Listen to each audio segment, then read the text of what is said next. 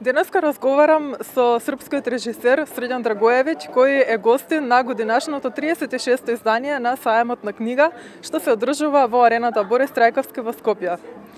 Добро дојдовте во Скопје. Добро вече. Еве, може ли за почеток да ми кажете нешто повеќе околу самата ваша збирка поезија? Чат пат е добро да се читне некоја книга, за да не се испадне глупаво друштво. И кои се вашите очекувања од нашата македонска читателска публика тука, со оглед на тоа што станува збор за вашето прво дело преведено на македонски јазик? Јако е тежак наслов, јер да морали сте да погледате на телефон. Да. Па, знате šta, to je zapravo kompilacija dve knjige poezije koje sam ja kao jako mlad izdao. Za njih sam dobio neke velike nagrade bivše Jugoslavije. Jednom mi je uručila Desanka Maksimović, naša čuvena pesnikinja. I to je interesantna poezija koja se dosta naslanja na moje filmove kasnije s kojim sam se ja bavio. Ono što je, čini mi se, dosta interesantno jeste to da ko uopšte čita poeziju. Mislim, i tada i sada, i meni je zanimljivo da vidim ko će biti čitatelji poezije ove moje danas. Ja mislim da to treba da budu momci koje devojkama kupe knjigu poezije da ispadnu sofisticirani, jel da? To je dobar poklon, pošto muškarci kod nas i onako ne čitaju, pa mogu da se prave malo da čitaju.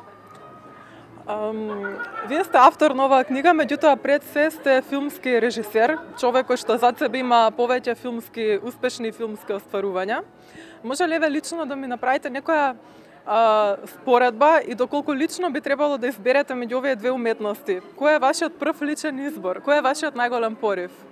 Dobro, znate šta, ja sam jako davno, krajem 80-ih odustao od poezije, pisao sam i prozu i to. Mislim, film je sasvim druga vrsta umetnosti. Vi u filmu imate stotine hiljada gledalaca, jel da? Ono kao, filmove gleda jako puno ljudi. Na čitanje poezije dođe malo ljudi, poezija se mnogo manje čita, knjige mnogo manje ljudi kupuju, ali znate, vi kad imate neki film sa, ne znam, 1.000.000 gledalaca, pa uđete u salu, a oni se smeju tamo da ne treba da se smeju. I sad vi se ono kao pojedete koliko vam je neprijatno. A poezija, kupi knjigu 2000 ljudi, ali to su ljubitelji umetnosti, jel da? Tako da, mislim, to su vrlo različite umetnosti.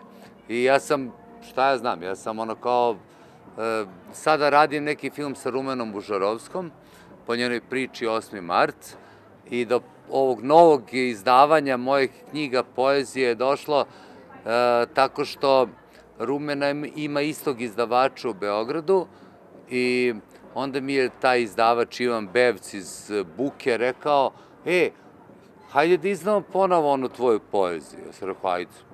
I meni je ovo super eksperiment, pošto ja već 30 godina sam reditelj koji ima uspešne filmove, ali malo ko zna da sam se ja, mislim, dosta uspešno bavio i ovim žanrom umetničkim, ovim umetničkim rodom.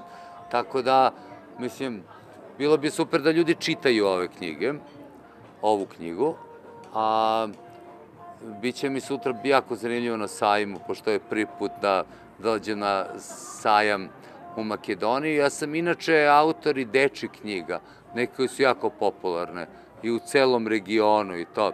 Ali, mislim, poezija, to je stvarno nešto novo. Ljudi ne znaju da sam ja pisao poeziju. Eto, sad će saznati.